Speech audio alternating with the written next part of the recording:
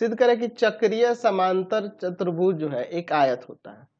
मैं यहाँ पर एक चक्रीय समांतर चतुर्भुज बनाता हूँ। ये वृत्त हो गया, वृत्त के अंदर मैं यहाँ पर ये आपका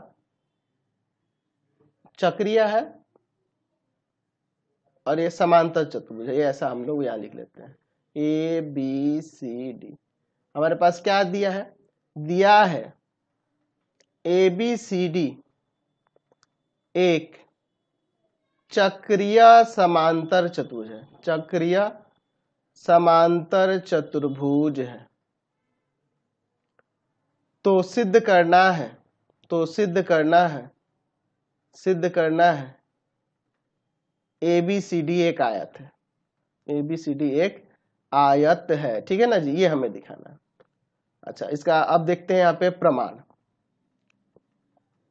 ABCD एक समांतर चतुर्भुज कह रहा है ना, एक समांतर चतुर्भुज भी है और चक्रीय भी है। तो समांतर चतुर्भुज जब है तो यहाँ पे हम लोग कह सकते हैं कि इसके आमने सामने की भुजाएं बराबर और समांतर हो जाएंगी, समांतर और बराबर होंगी। ठीक है ना जी, समांतर और बराबर हो जाएंगी, है कि नहीं? ये तो आपको पता है।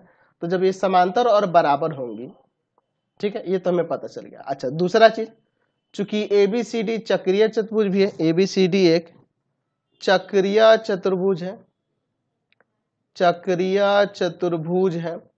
तो जब ये चक्रीय चतुर्भुज है, तो जब चक्रीय चतुर्भुज कह रहा है तो आमने सामने के कोण यानी एंगल A और प्लस एंगल C, सम्मुख कोण जो होंगे ये 180 हो जाएगा।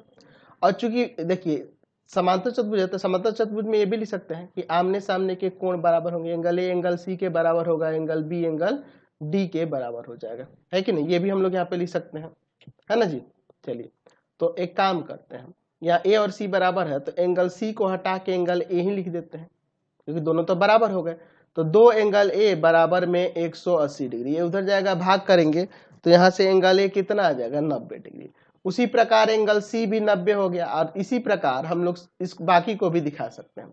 तो हमें एक ऐसा चतुर्भुज मिल रहा है यहाँ पर कि जिसके प्रत्येक कोण 90 हो जा रहे हैं और आमने सामने की भुजाएं जो है बराबर हो जा रही हैं। तो ये क्या हो जाएगा? इसीलिए आपका ये आयत हो जाएगा।